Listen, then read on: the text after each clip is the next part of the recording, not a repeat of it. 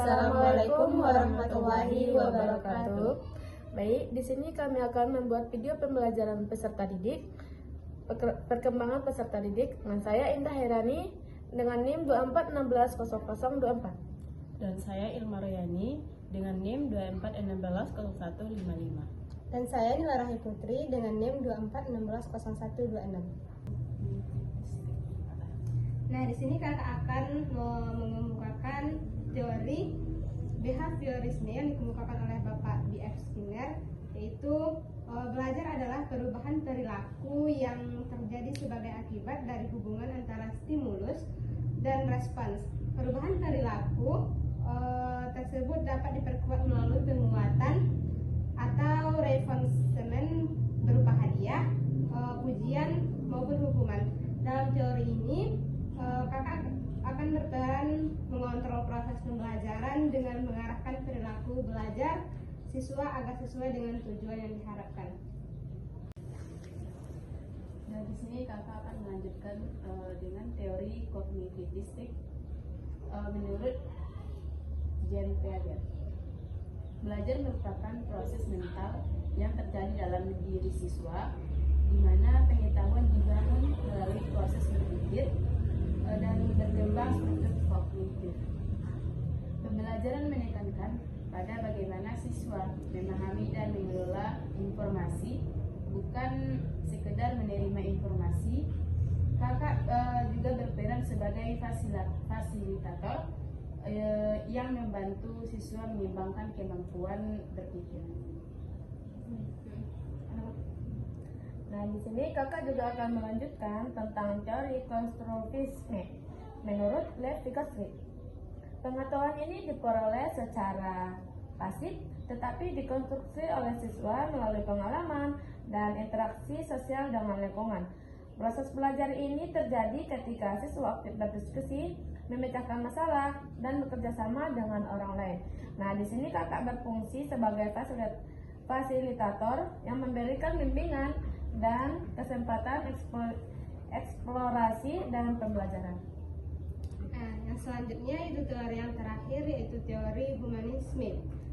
Menurut Bapak Abraham Maslow, belajar akan berjalan efektif apabila kebutuhan dasar siswa terpenuhi, mulai dari kebutuhan fisik hingga aktualisasi diri.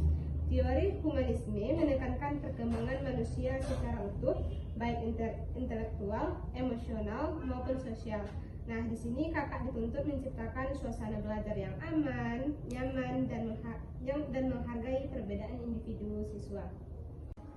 Nah, untuk contoh teori yang pertama, nah di sini kakak akan memberi soal kepada adik-adik, yaitu soal matematika. Nah, kalau adik-adik bisa menjawab, angkat tangannya ya. Nah, di sini kakak mengasih perkalian 5. 5 kali 5 berapa?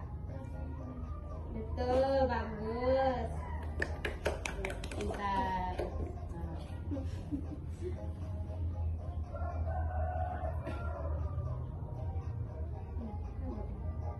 Nah, di sini kakak juga akan mengasih kalian soal tentang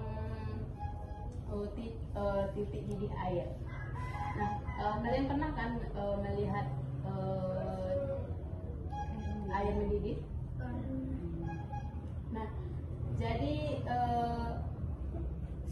saat air mulai mendidih dan menjadi air itu menjadi apa sih?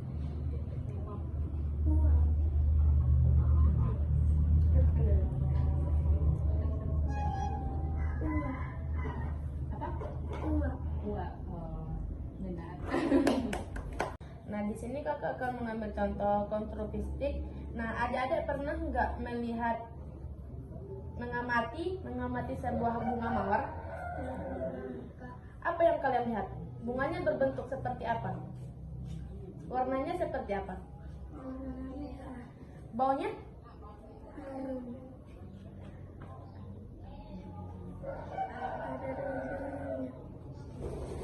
Nah, di sini adik-adik bisa mencatat dan menulis dari apa yang adik-adik amati dan bisa menceritakannya kembali.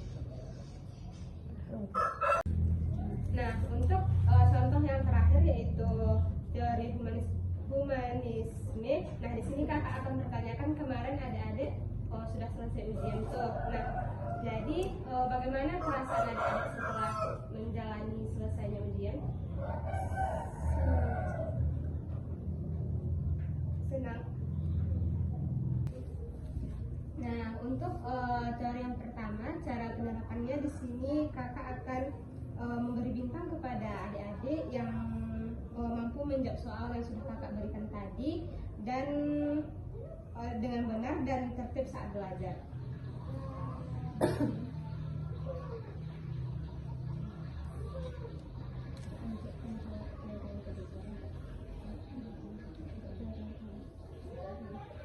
Nah, untuk yang materi kedua, sini kakak cara untuk menerapannya yaitu guru menjelaskan konsep pecahan dengan gambar kue yang dipotong. Lalu meminta siswa menjelaskan kembali dengan bahasanya sendiri.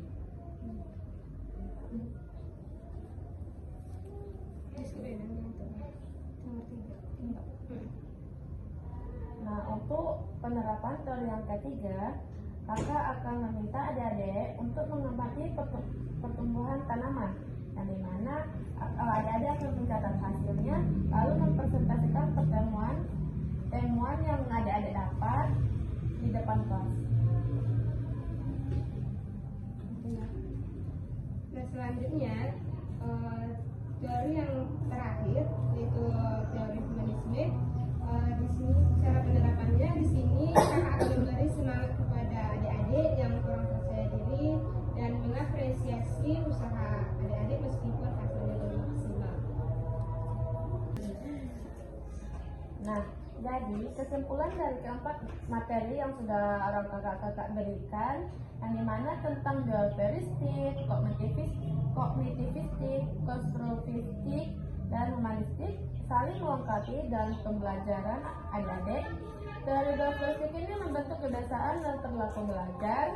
Teori kognitivistik menekankan pemahaman adik-adik dan proses berpikir. Teori konstruktivistik yaitu mendorong keaktifan dan pengalaman belajar, sedangkan teori humanistik memperhatikan aspek emosional dan perkembangan kepribadian adik-adik semua. Nah, penerapan keempat teori ini secara terpadu membantu menciptakan pembelajaran yang efektif, bermakna dan sesuai dengan kebutuhan perkembangan peserta didik yang adik-adik butuhkan.